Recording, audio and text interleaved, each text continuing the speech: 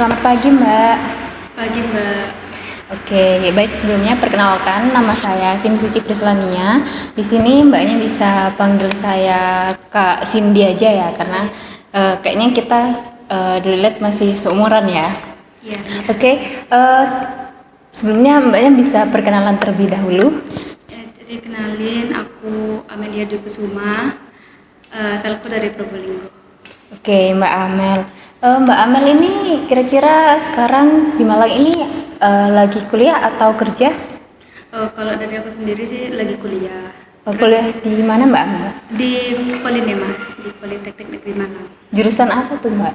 Jurusan Administrasi Niaga. Administrasi niaga ya. Oke, Mbak Amel.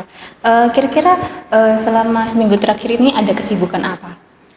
Kalau aku sih lebih sering akhir-akhir ini ya, lebih sering buka bersama sih sama teman-teman. Soalnya kan lagi mau liburan, jadi banyak ajakan-ajakan tuh buat bukber. Oke, kalau misal kesibukan yang lain, mungkin itu dari organisasi atau apa ya, entah itu nugas, kerja kelompok. Kalau organisasi sendiri sudah demisi ya. Semester 1 sampai 3 kemarin saya ikut organisasi, tapi kalau semester 4 ini sudah lulus, jadi sudah nggak ikut apa-apa. Nah, kalau tugasnya sendiri ya lumayan capek ya, lumayan banyak. Tugas menjelang hari raya ini biasanya dosennya ngasihnya tuh gak kira-kira. Jadi lumayan banyak sih tugasnya. Iya ya. Udah UTS Mbak Amel atau belum, UTS-nya itu masih setelah lebaran di minggu ke-8. Oke. Kira-kira Mbak Amel nih selama semester 1 sampai 3 itu ikut organisasi apa? Organisasiku itu UKM Pendidikan dan Penalaran. Nah, itu lebih ke UKM yang mengajarkan untuk bagaimana cara kita membuat esai atau karya tulis ilmiah kayak gitu. Oke, cukup produktif ya Mbak Amel ya selama semester 1 sampai 3. Oke. Sebelum datang ke sini nih, kira-kira Mbak Amel ada kegiatan apa? Barusan aja saya habis kelas lalu kepikiran untuk kesini aja sih. Oke, Mbak Amel, sebelumnya terima kasih karena Mbak Amel sudah mau datang dan hadir pada konseling kali ini. Sebelumnya Mbak Amel pernah mengikuti konseling? Belum pernah sih. Oke, Mbak Amel belum pernah ya. Baik, sebelumnya izinkan saya untuk menjelaskan apa itu konseling sendiri. Nah, konseling di sini adalah proses pemberian bantuan dari saya selaku konselor dan Mbak Amel sebagai konseli. Jadi di sini tujuan konseling ini untuk membantu Mbak Amel dalam menyelesaikan permasalahannya. Oke, baik, di dalam konseling ini juga terdapat beberapa asas Mbak Amel. Jadi Mbak Amel tentunya datang ke sini secara sukarela ya. Iya. Oke, baik. Dan saya harap Mbak Amel bisa bercerita nantinya secara terbuka tanpa merasa takut atau khawatir akan dihakimi oleh saya. Dan saya pastikan untuk kerahasiaannya akan terjaga. Iya. Oke, baik, untuk sesi konseling kali ini waktunya selama 30 menit. Apakah Mbak Amel bersedia? Iya, bersedia. Oke, baik. Sebelumnya izinkan saya untuk mencatat poin-poin penting yang akan Mbak Amel ceritakan nantinya ya. Oke, sebelumnya apakah duduknya sudah nyaman Mbak Amel? Sudah. Sudah, oke, baik. Gimana nih kabar Mbak Amel hari ini? Apa ada perasaan yang nggak enak atau gimana? Langsung gitu. Kalau hari ini sih lumayan cukup baik ya. Tapi belakangan ini agak serangga ada beberapa masalah yang bikin agak kepikiran lah gitu.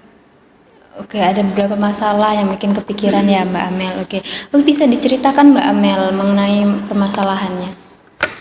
Kalau saya sendiri kan jurusan saya kan manajemen marketing ya, jadi tentunya harus banyak ngomong di depan orang. Terus kita juga harus ketemu klien untuk menjelaskan produk atau jasa yang nantinya akan kita tawarkan, kan seperti itu kalau jurusan saya. Nah, itu kadang saya itu merasa kemampuan komunikasi saya itu masih jelek gitu loh Mbak, masih buruk sekali. Kalau berbicara sama teman sih gampang kan ya Mbak, tapi kalau kita ketemu orang luar dan itu adalah klien kita, kan merasa ada kita itu harus membawa nama baik perusahaan kita kan tentunya. Nah, itu kadang saya masih terbebani gitu loh Mbak. Jadi menyampaikan kalau kita mau deal buying nih antara saya sama perusahaan yang saya tuju itu masih eh, kurang luas gitu loh Mbak penyampaiannya. Jadi kadang ada beberapa yang menolak, kadang ada yang beberapa yang ngasih isi kayak gitu. Oke, baik. Eh, Sebelumnya Mbak Amel pernah mengikuti organisasi atau mungkin ada suatu kejadian yang bikin Mbak Amel sekarang itu ngerasa apa ya kurang dalam kemampuan komunikasi ini? Saya pribadi sih eh, itu relatif gitu loh Mbak. Kadang kadang saya di satu hari ini saya merasa wah saya pede nih gitu. Tapi kadang beberapa hari kemudian kepercayaan diri saya itu menurun. Tapi nggak tahu itu sebabnya apa. Oke, baik. Sebelumnya kalau misal di kelas gitu Mbak Amel kira-kira sehari-hari di kelas itu ketika ada presentasi atau apa ya atau tugas yang mungkin itu mengharuskan Mbak Amel itu berbicara di depan kelas itu Mbak Amel seperti apa? Ya tentunya saya kan tahu diri saya Mbak, saya kurang baik nih dalam berkomunikasi. Nah biasanya tuh kalau jadwal besok nih saya mau presentasi ya, biasanya semalam itu saya sudah belajar nih, sudah ngafalin lah, terus memahami konteks yang akan kita presentasikan kan. Tapi setelah hari H itu pas kita langsung presentasi itu pikiran saya tiba-tiba ngeblank gitu loh Mbak. Jadi kayak yang materi yang semalam saya pahami itu tiba-tiba ur-uran gitu loh Mbak, nggak tertata lagi gitu omongannya. Jadi kayak kurang bagus aja sih kalau didengar, soalnya kalimatnya kan nggak tertata. Oke, baik. Saya memahami ya perasaannya Mbak Amel karena saya juga seorang mahasiswa di sini. Saya juga pernah mengalami hal itu ketika sudah belajar, tapi di kelas kayak pikiran ngeblank kemana-mana gitu ya. Nah, sebelumnya ketika Mbak Amel itu melakukan apa? Kan belajar Mbak Amel kan sebenarnya udah belajar. Nah, sebelum presentasi itu kira-kira Mbak Amel merasakan apa gitu?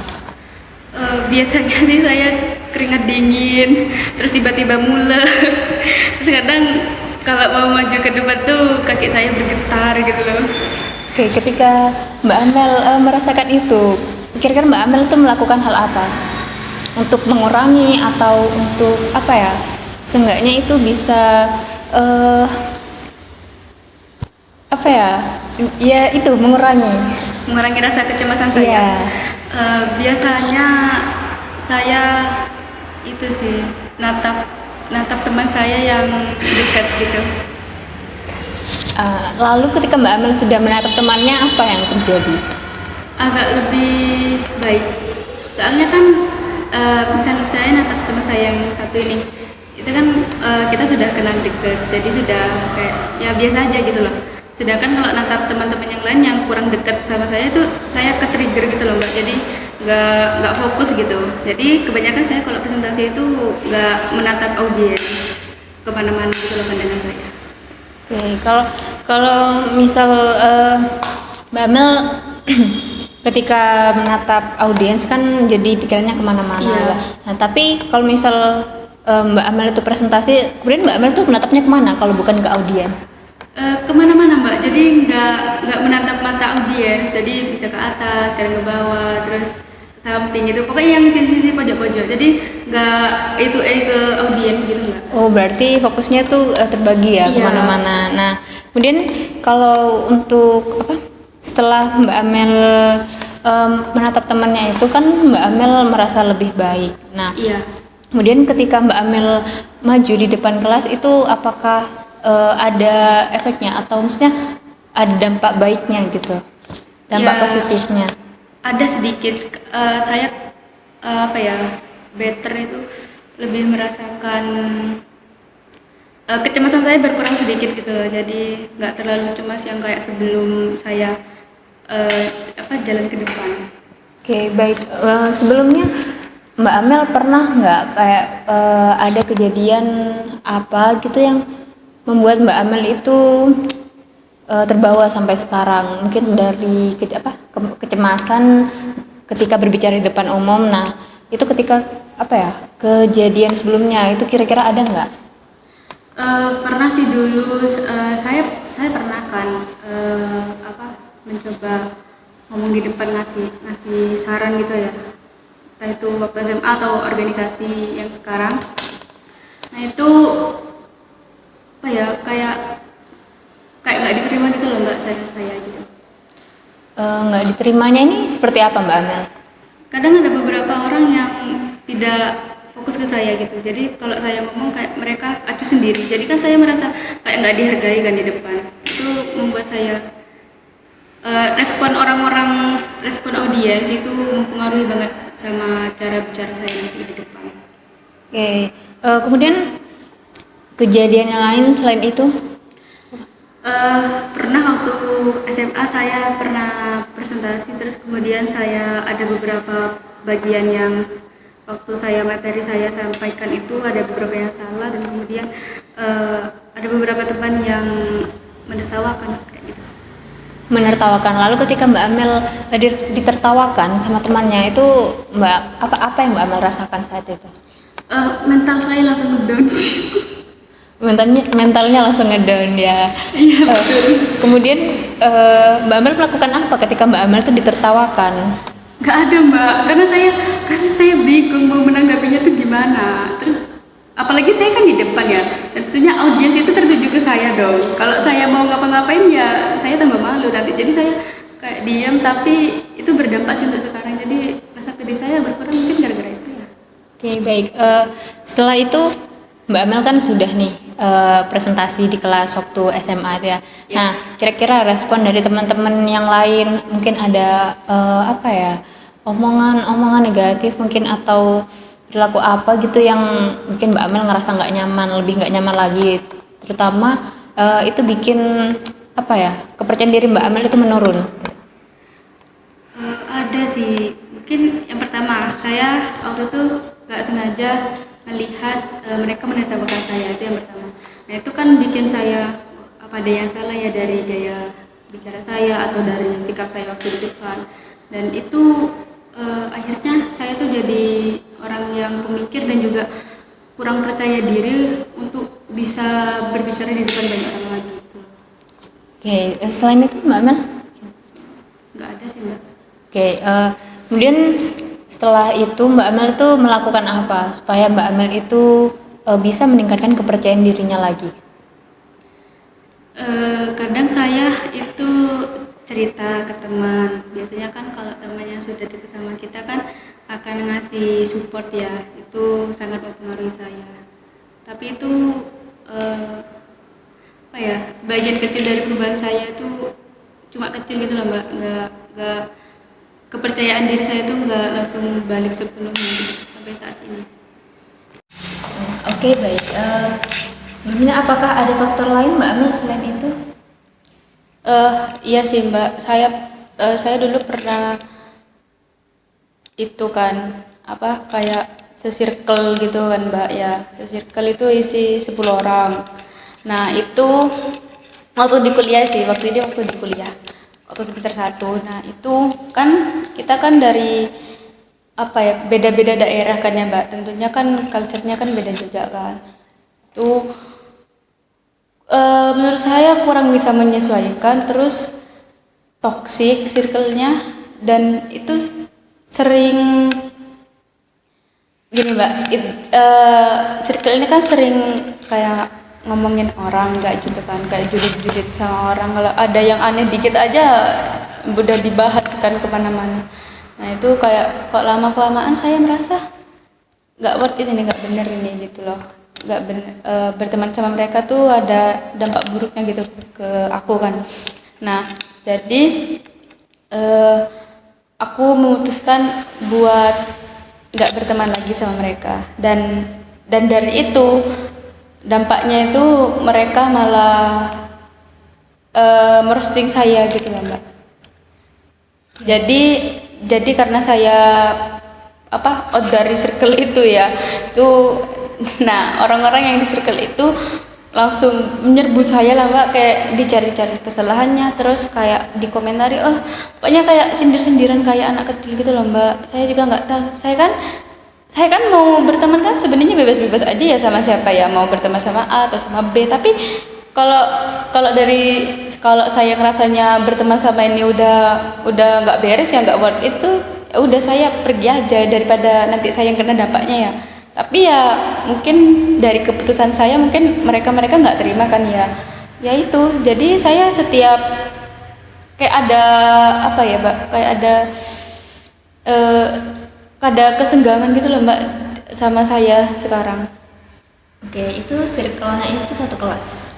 Iya, satu kelas. Oke, berarti karena Mbak Amel udah keluar dari circle yang toksik itu, Iya. sehingga membuat Mbak Amel ketika misalnya harus berbicara di depan umum, terutama di kelas itu apa ya, kayak terganggu gitu ya, karena Mbak Amel merasa Mbak Amel nih kayak bukan musuh ya, tapi kayak apa ya, kayak ada rasanya ada teman yang nggak suka gitu, jadi ketika Mbak Amel mau ngomong kayak nggak enak gitu ya. Iya bener, ada pressure sendiri untuk saya kalau harus berbicara di depan mereka, karena gimana ya, bener-bener wah, bener-bener jahat sih, Mbak. Kayak apa yang saya lakuin itu bisa jadi salah di mata mereka, padahal sebenarnya itu kan nggak merugikan mereka ya.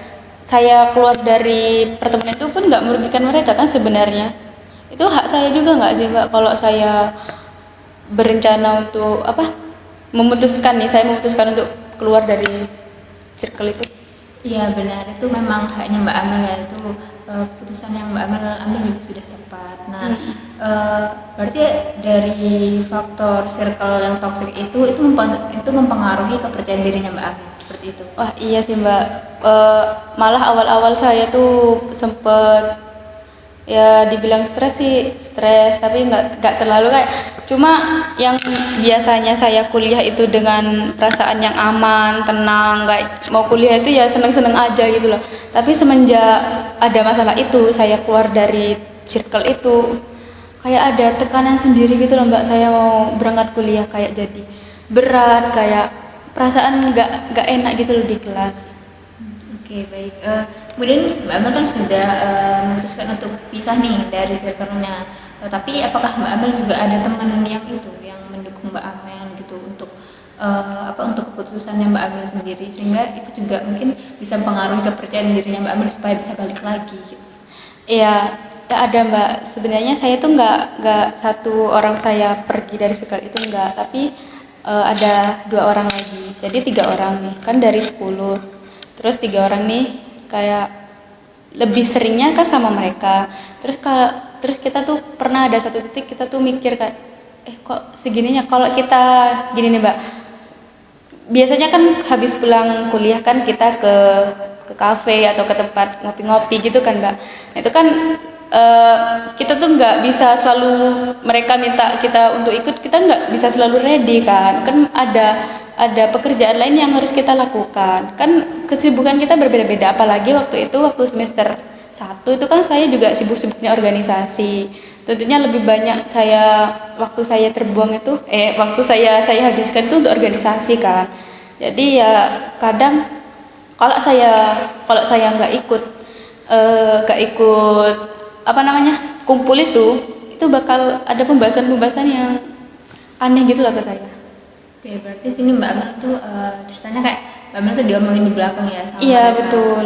Makanya dari itu Mbak Amel kayak merasa nggak betah, ini nggak worth it. Itu kayak pertemanan ini tuh membawa dampak buruk buat Mbak Amel sendiri gitu. Iya benar, Mbak. Oke, baik. Mungkin kalau dari Mbak Amel sendiri nih, ketika Mbak Amel berkomunikasi sama orang lain yang itu nggak deket sama Mbak Amel tuh Mbak Amel kayak gimana? Jujur saya merasa nggak bisa memulai percakapan sama orang baru. Alasannya kenapa tuh Mbak Amel? Yang pertama saya malu, terus yang kedua saya nggak pede karena itu. Kayak saya tuh kadang tuh mikir kalau saya mau nyapa orang atau saya kenalan sama orang baru gitu, takutnya dikira kayak apa sih orang ini, kayak sok kenal, sok deket gitu-gitu. Karena itu pengaruh dari circle saya sebelumnya. Soalnya circle saya yang sebelumnya ini kan kayak kemana-mana ini harus bareng nih. 10 orang itu harus bareng, mau ke kantin mau ke mana itu semuanya harus bareng semua. Terus kalau ada apa ya, ada beberapa orang kan biasanya kalau di kelas kan circle-circlean, terus ada beberapa orang yang nggak bersirkel gitu, ada 2 orang 1 orang itu misal mau bareng sama kita nih, mau ikut ke kantin itu kayak mereka tuh nggak suka, saya nggak tahu kenapa. Oke, baik. Kemudian kan Mbak Amel bilangnya Mbak Amel ini malu. Iya. Oke, kemudian bagaimana caranya Mbak Amel untuk mempersiapkan diri Mbak Amel untuk komunikasi sama orang lain, apalagi kalau misalnya orang lain itu orang baru gitu. Kadang saya biasanya manifesting ke diri sendiri kalau ya apa ya, kalau kita malu-malu terusan gitu, kita kan nanti nggak punya relasi ya, tentunya kan relasi itu kan penting. Terus kalau apalagi ke apa, jurusan yang marketing, kalau saya malu ya mungkin saya akan gagal di kuliah ini. Jadi kadang saya tuh kayak apa ya, ngasih motivasi ke diri saya sendiri gitu lewat kata-kata yang muncul di TikTok gitu. Saya baca, kadang ada benarnya kalau kita malu bertanya nanti kita susah di jalan kayak gitu. Saya percaya itu sih. Oke, baik. Eh, dari hal itu, apakah Mbak Amel ini sering menghindari untuk berbicara sama orang lain gitu, terutama orang yang baru Mbak Amel kenal, bukan hanya yang dekat-dekat aja? Oh iya Mbak, saya sangat untuk saat ini saya sangat menghindari ya, karena trauma yang itu ya, yang trauma yang habis dari circle itu.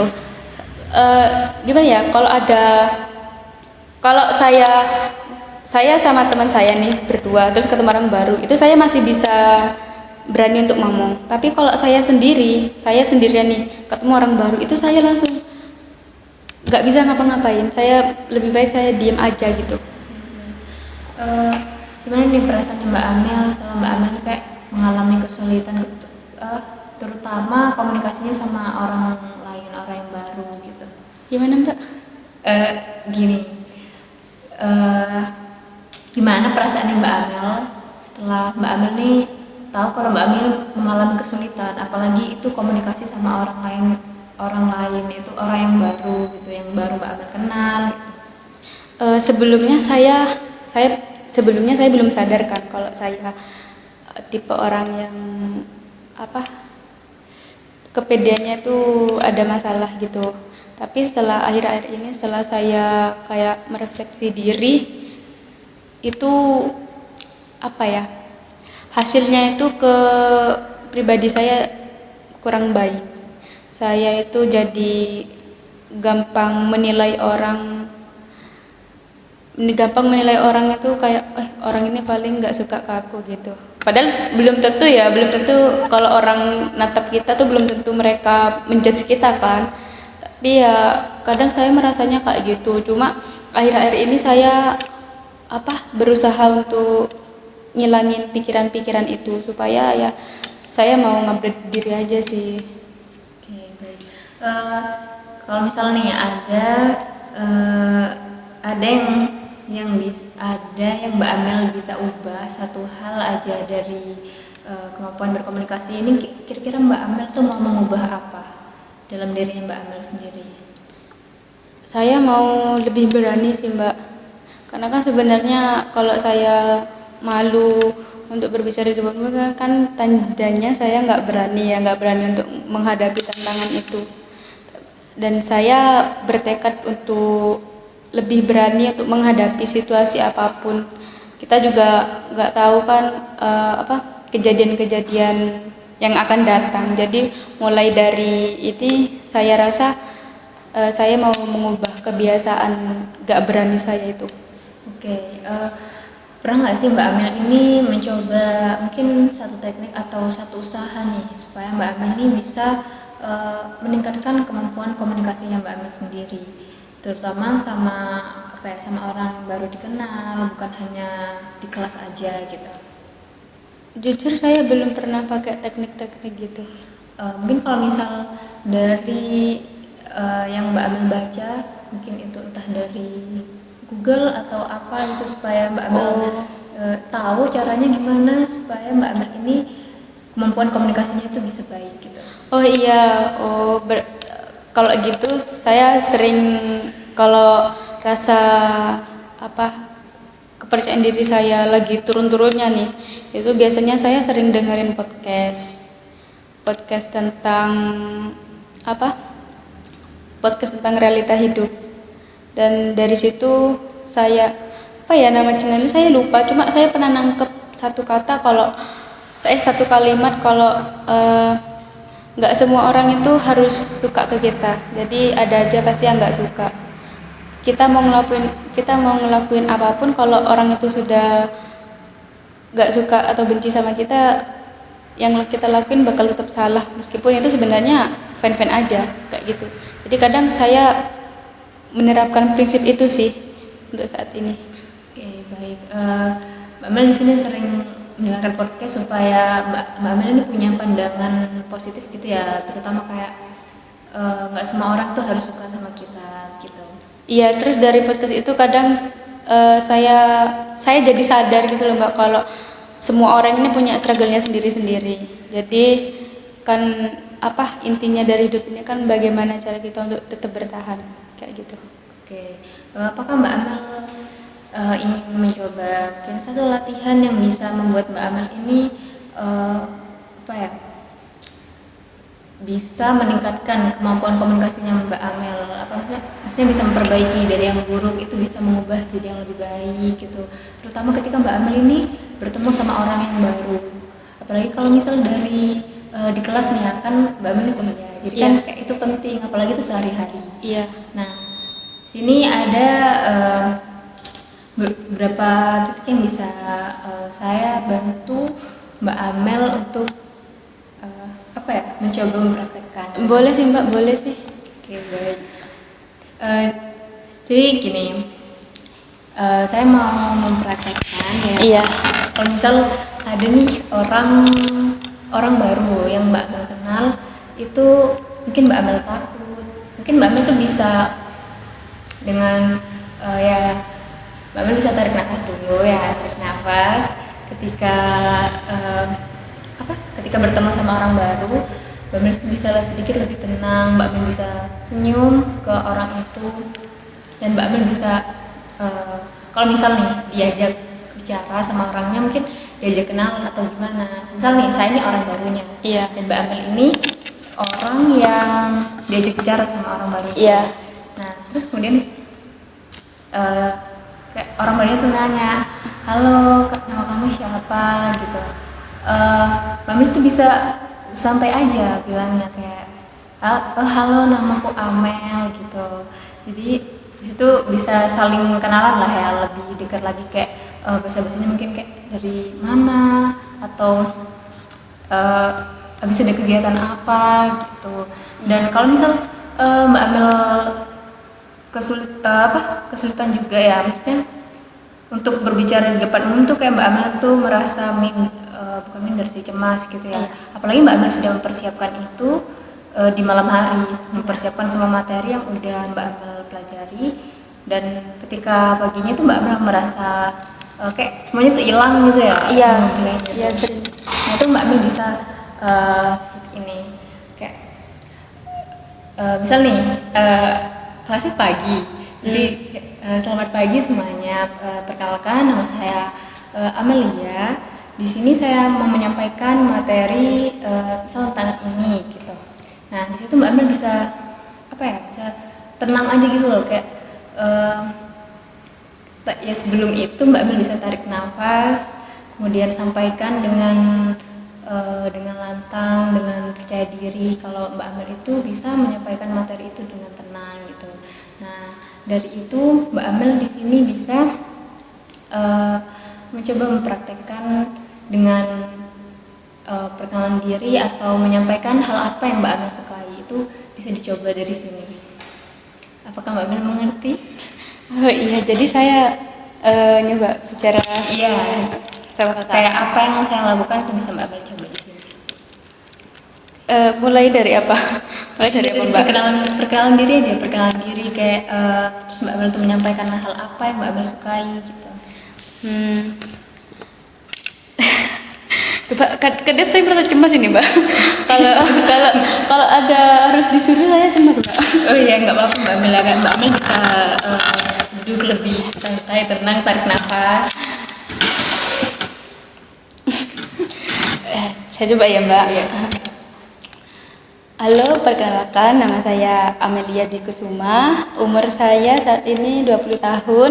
Saya berasal dari Probolinggo dan kegiatan saya saat ini adalah kuliah ya di Polinema semester 4 dan jurusan administrasi niaga. Terus terkait hobi saya.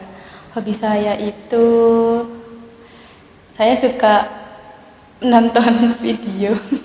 Saya suka itu nonton drakor gitu loh. Tapi di sisi lain saya juga kalau yang ada interaksi sama orang saya sukanya di olahraga yaitu volley gitu. Saya sering ikut ekstrakurikuler di sini volley. Oke, bagus Mbak Amel ya.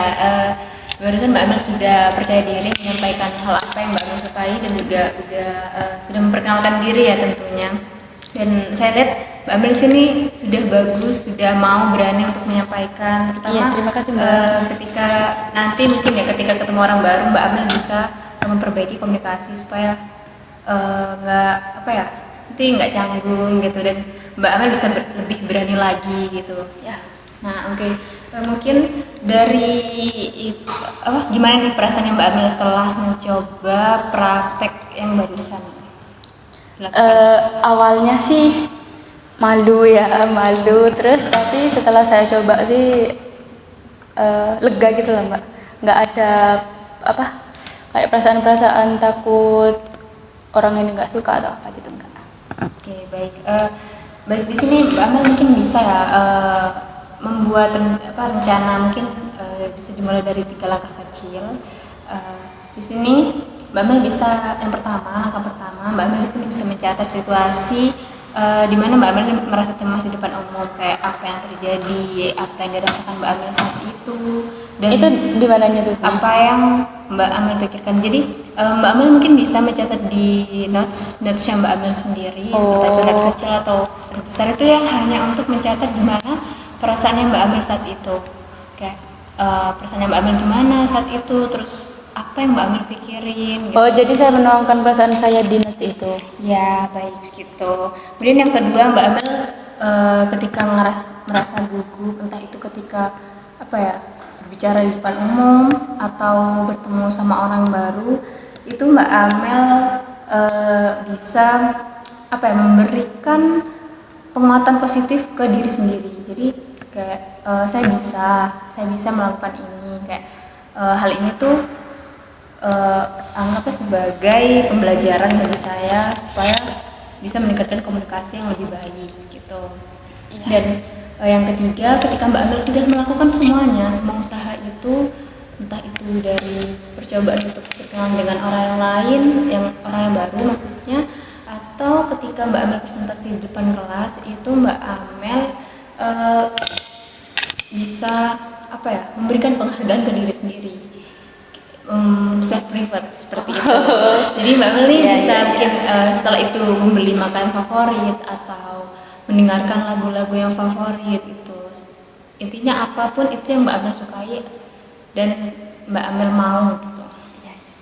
Oke, baik Mbak Amel, karena sering kali ini waktunya telah berakhir.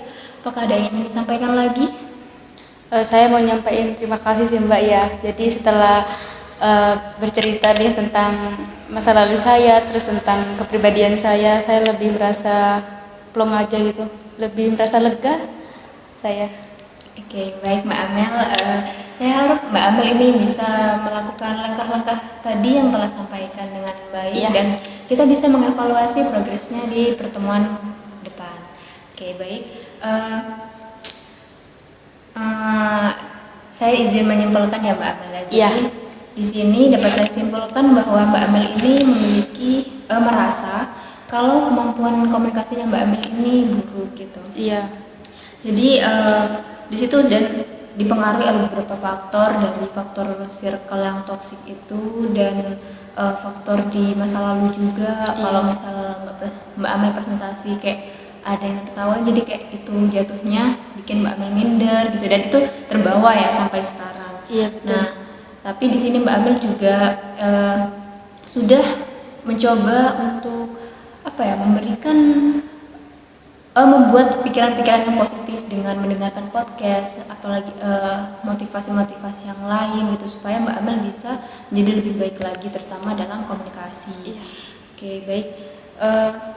Untuk pertemuan kali ini saya cukupkan. Terima kasih Mbak Amel karena sudah mau hadir kali ini. Kurang lebihnya saya mohon maaf. Saya tutup ya. Iya. Oke, selamat pagi Mbak Amel. Pagi Mbak, terima kasih ya Mbak.